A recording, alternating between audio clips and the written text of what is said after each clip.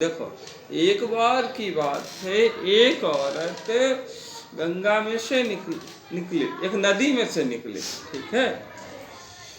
तो उसको देखते ही एक राजा मोहित हो गया। तो उस राजा का ही जैसे सुंदर लोग चीज को देख करके मोहित हो जाना इंसान का सहज स्वभाव है, ये कोई बड़ी बात नहीं है। तो वही राजा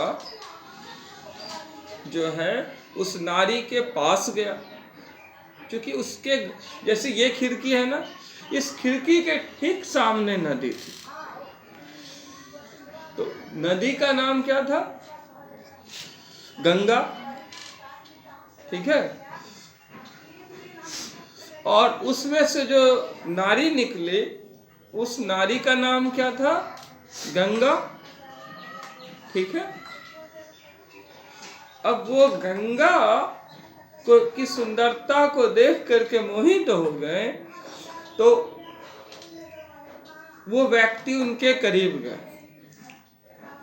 अब जो जिनका महल था, महल के खिड़की में से देख करके मोहित हुए थे, तो उस राजा का नाम था शांतनु। क्या नाम था? अब शांतनु जो है वो उनके करीब जाकर के, जैसे कई दिनों से वो देख रहे थे ना, तो मोहित हो जाते थे। मतलब वो एक निश्चित समय पे निकलती थी, कुछ देर के बाद फिर नदी में भी प्रवेश कर जाती थी।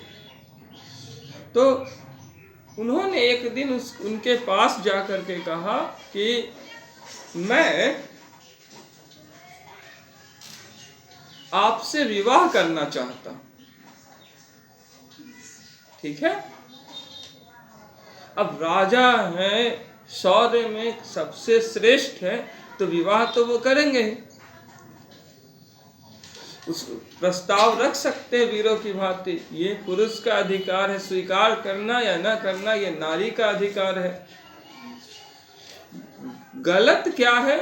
जबरदस्ती। सर शुरू से कह रहे हैं कि गलत क्या है? अब आपसे हम सवाल पूछे, आपने गलत बताया, तो गलत बताना आपका अधिकार है, या सही बताया वो भी अधिकार है।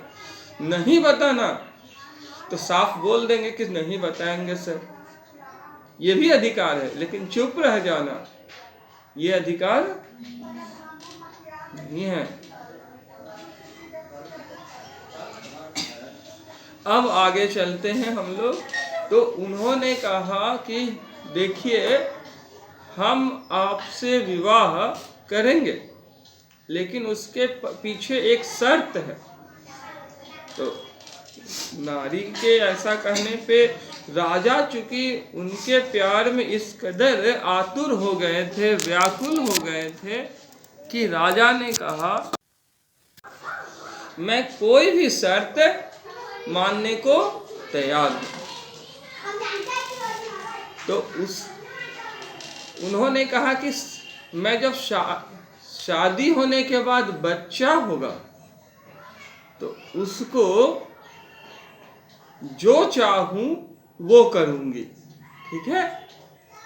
मुझे इसकी खुली छूट दीजिए कि आपके हमारे जो संतान जन्म लेंगी विवाह के उपरांत, उसके साथ मैं जो चाहूंगी वो करूंगी, और आप कभी टोकिएगा नहीं।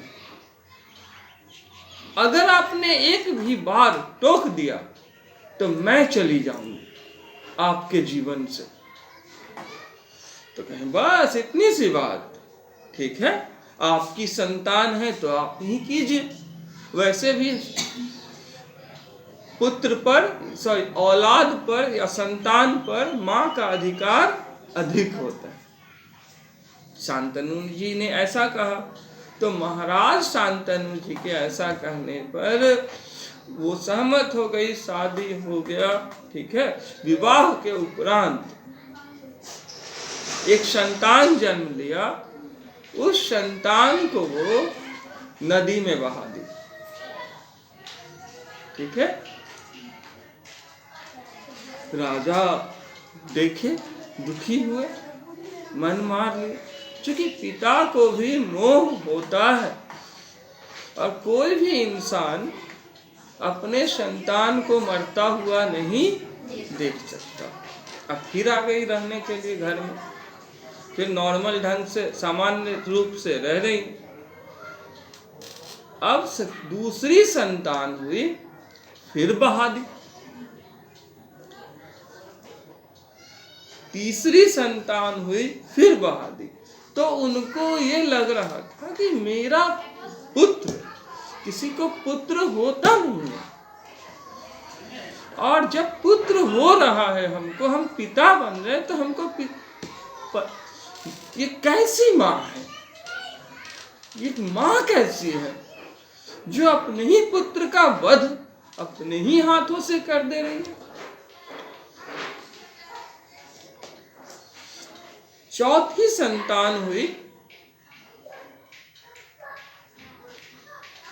फिर बहा दी, ले जाती गंगा नदी में बहा देती, डूब जाते, मर जाते हो। और उनको वो वचन भी याद था कि अगर हमने टोका तो ये चली जाएगी। ठीक है। पांचवी हुई, दिल में एक गुबार हो रहा था कि कभी तो ये सिलसिला रुकेगा। नन्हे नन्हे बच्चे जन्म ले रहे, मासूम मासूम क्या कर रहे हैं, और उन्हीं को ये हत्या कर दे रही है। और नाम रखी है क्या? किसी को होता नहीं है, ये हो रहा है तो मारे जा रहे हैं।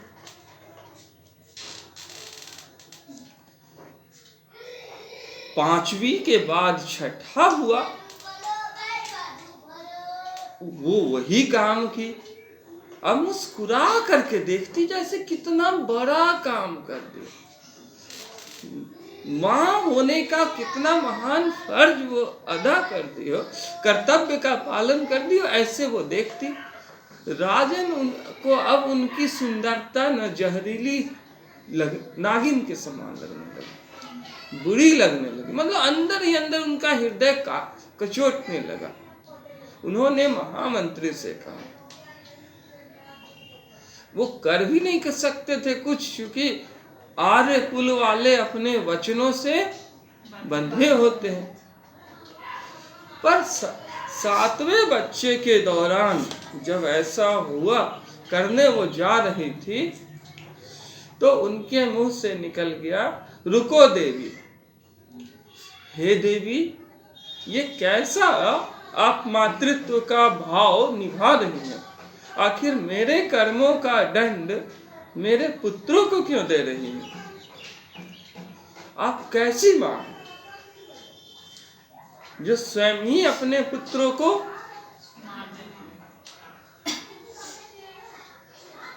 अब विधि के विधान को कौन टाल सकता है? गंगा मां स्वयं थी। उन्होंने कहा, ये आपने जो कहा है वो वचन याद कीजिए, अब मेरा जाने का समय हो गया, मैं जा रही हूं। आपको हे राजन ऐसा नहीं करना चाहिए था, मुझे नहीं रोकना चाहिए था, क्योंकि अब जो होगा उसे संपूर्ण भारतवर्ष याद रखेगा। और अब उनके भी आने का समय हो गया है, जो इस संसार में सबसे बड़े हैं।